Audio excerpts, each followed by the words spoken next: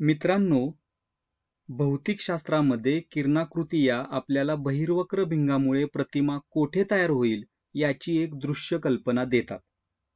परंतु अचूक उत्तरासाठी, जसे की प्रतिमेचे नेमके स्थान आणि तिची उंची मोजण्यासाठी आपल्याला एका गणिती पद्धतीची आवश्यकता असते. या व्हिडिओचा उद्देश भूमितीच्या साहाय्याने या संबंधांना नियंत्रित करणारी मूलभूत समीकरणे सिद्ध करणे हा आहे. समस्या अगदी स्पष्ट आहे.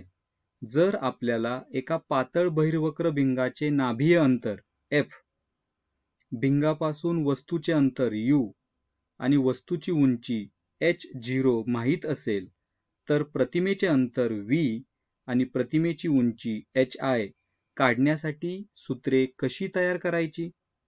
हे सूत्र सिद्ध करण्यासाठी आपण किरणाकृतीमधील समरूप त्रिकोणांच्या गुणधर्माचा वापर करू, जे या भूमितीय कोड्याची किल्ली आहे. समरूप त्रिकोणांचा वापर करणे ही या सिद्धतेमधील सर्वात महत्त्वाची रणनीती आहे. समरूप त्रिकोणांच्या संगत बाजू प्रमाणात असतात, ज्यामुळे आपल्याला माहित असलेल्या राशी, इथे माहित असलेल्या राशी कोणत्या आहेत? तर u म्हणजे वस्तूचं अंतर, ho म्हणजे वस्तूची उंची आणि f म्हणजे नाभीय अंतर. आणि माहित नसलेल्या राशी कोणत्या आहेत? तर v म्हणजे प्रतिमेचे अंतर आणि hi म्हणजे प्रतिमेची उंची. तर यांच्यात बीजगणितीय संबंध तयार करता येतात. तर समरूप त्रिकोणांचा वापर करून या सगळ्या गोष्टींमध्ये आपल्याला बीजगणितीय संबंध तयार करता येतात. तर येथे आपण एक बहिर्वक्र भिंगाद्वारे तयार होणाऱ्या वास्तविक प्रतिमेसाठी एक प्रमाणित किरण आकृती विचारात घेतलेली आहे. आता यामध्ये कोणत्या संज्ञा वापरल्यात पहा.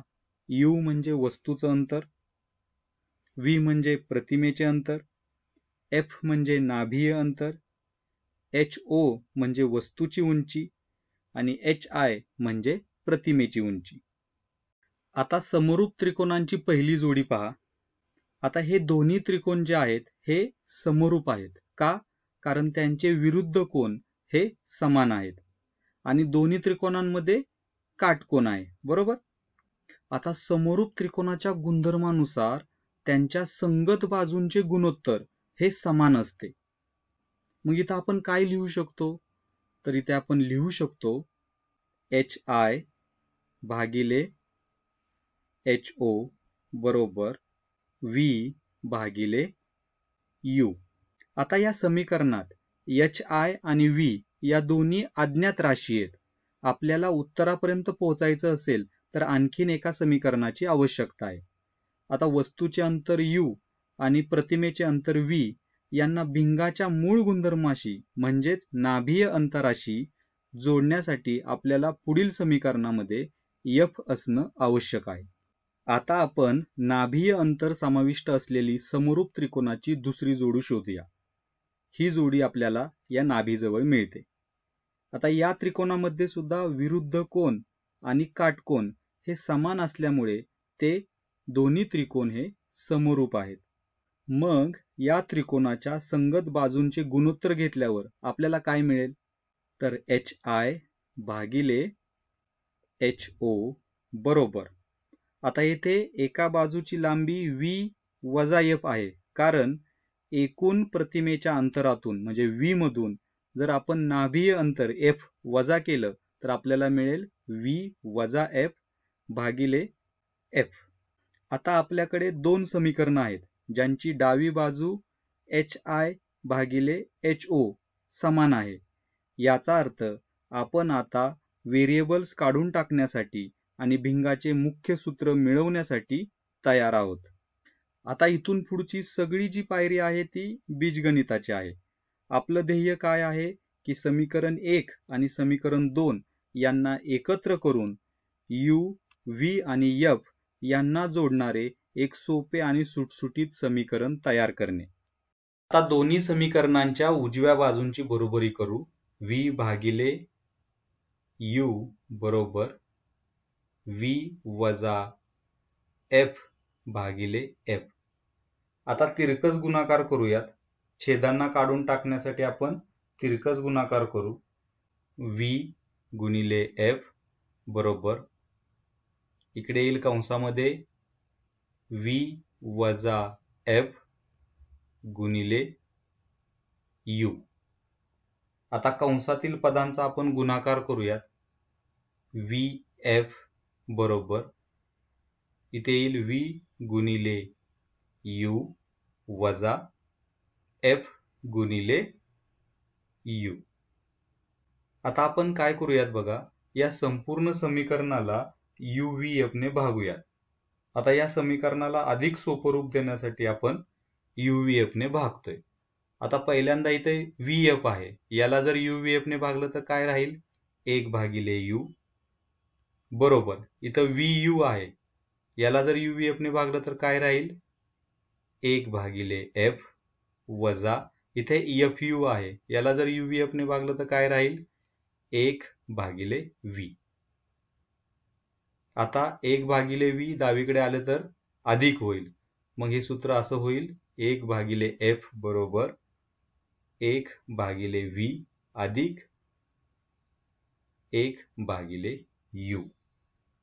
तर हे सूत्र भिंग प्रणालीच्या मूलभूत गुणधर्मांना जोडते.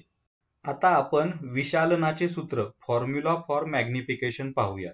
विशालन हे m ने दाखवलं जातं आणि तो कशाचा भागाकार असतो, तर प्रतिमेची उंची म्हणजे hi भागिले वस्तूची उंची ho यांचा भागाकार असतो. पण आपण जर समीकरण 1 पाहिलं तर hi भागिले ho काय आहे, v भागिले u म्हणजेच काय, तर प्रतिमेचे अंतर भागिले वस्तूचे अंतर. तर इथे आपण मॅग्निफिकेशन म्हणजेच विशालन हे प्रतिमेचे अंतर v भागिले वस्तूचे अंतर u या गुणोत्तराने देखील दाखवू शकतो. आतापर्यंत आपण भिंगाचे आणि विशालनाचे सूत्र एका विशिष्ट प्रकरणासाठी मिळवलं. या सूत्रांना सार्वत्रिक बनवण्यासाठी, युनिव्हर्सली ऍप्लिकेबल बनवण्यासाठी आपल्याला चिन्ह संकेताची एक प्रणाली येथे लागू करणं आवश्यक आहे. चिन्ह संकेत भौतिकशास्त्रामध्ये महत्त्वपूर्ण भूमिका बजावतात. ते एका विशिष्ट परिस्थितीसाठी तयार केलेल्या सूत्राला एका शक्तिशाली आणि सामान्य समीकरणात रूपांतरित करतात.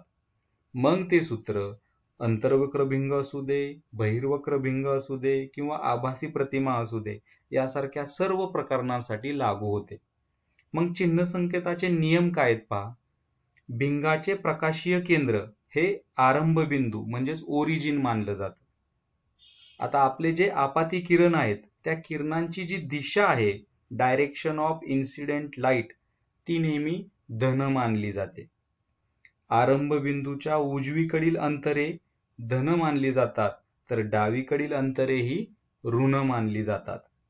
मुख्य अक्षाच्या वरील उंची धन मानली जाते आणि खालील उंची ऋण मानली जाते.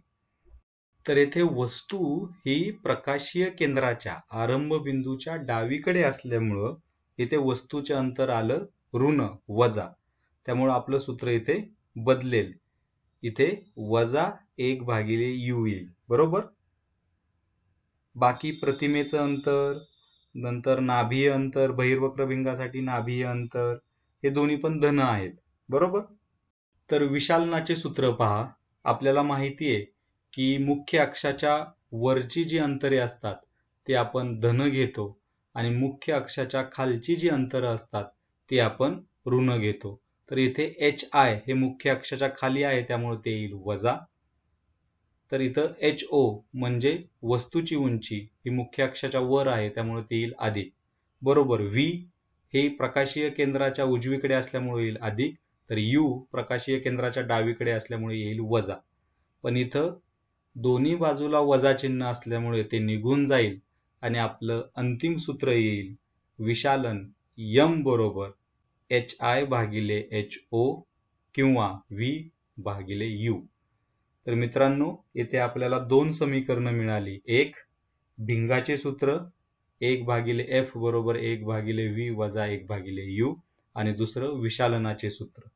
तर ही सूत्र कोणत्याही भिंगासाठी आपण वापरू शकतो. तर आपण या व्हिडिओमध्ये काय पाहिलं पहा. तर भूमितीचे जे सिद्धांत आहेत, समरूप त्रिकोण आणि चिन्ह संकेत यांचा तार्किक वापर करून आपण भिंगासाठी हे सामान्य सूत्र आणि विशालनाचे सूत्र वापरू शकतो. आपण एका विशिष्ट प्रकरणापासून सुरुवात केली आणि त्याला आपण एका सामान्य समीकरणामध्ये रूपांतरित केलं आणि हे सूत्र कोणत्याही परिस्थितीमध्ये कोणत्याही भिंगासाठी लागू होतं. तर ही समीकरणं केवळ गणिती साधने नसून भिंगाद्वारे प्रकाश कसा वागतो आणि त्याची प्रतिमा कशी तयार होते हे समजून घेण्याचा एक मूलभूत पाया आहे. इथेच थांबूयात मित्रांनो. धन्यवाद.